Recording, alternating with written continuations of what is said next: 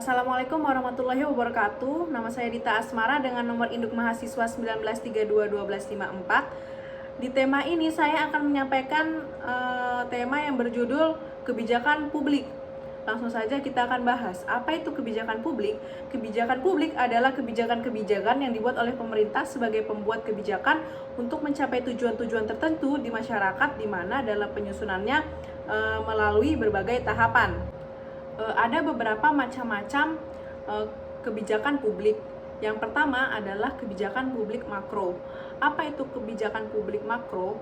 Jadi kebijakan ini adalah bersifat makro atau umum, atau dapat juga dikatakan sebagai kebijakan yang mendasar.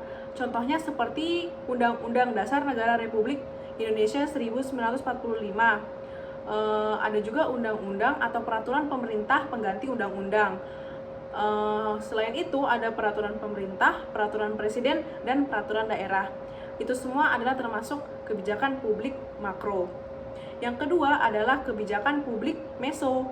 Kebijakan publik yang bersifat meso ini bersifat menengah atau yang lebih dikenal dengan penjelas. Kebijakan ini dapat berupa peraturan menteri, surat edaran menteri, peraturan gubernur, dan lain-lain. Yang ketiga ada kebijakan publik mikro.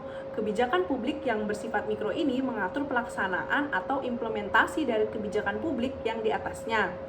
Bentuk kebijakan ini misalnya peraturan yang dikeluarkan oleh aparat-aparat publik yang berada di bawah menteri, gubernur, bupati, dan wali kota. Apa aja sih tahap-tahap kebijakan publik?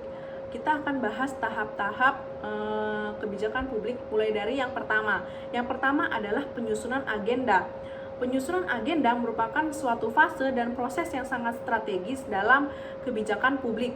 Yang kedua adalah formulasi kebijakan, di mana masalah yang sudah masuk di agenda akan diartikan untuk kemudian dicari pemersalahan masalah yang terbaik. Yang ketiga adalah adopsi kebijakan. Tujuan dari legitimasi merupakan untuk memberikan otoritas terhadap proses dasar pemerintahan. Yang keempat ada implementasi kebijakan. Dalam tahap ini, kebijakan akan menemukan dampak dan kinerja dari kebijakan tersebut. Di sini akan ditemukan apakah kebijakan yang dibuat mencapai tujuan yang diharapkan dengan baik atau tidak. Yang kelima sekaligus yang terakhir adalah evaluasi kebijakan. Evaluasi kebijakan bisa disebut pula sebagai aktivitas yang berhubungan dengan estimasi atau penilaian kebijakan yang meliputi substansi, implementasi, dan dampak. Hal ini memandang evaluasi sebagai suatu aktivitas fungsional. Cukup sekian yang saya bisa sampaikan dari kebijakan publik.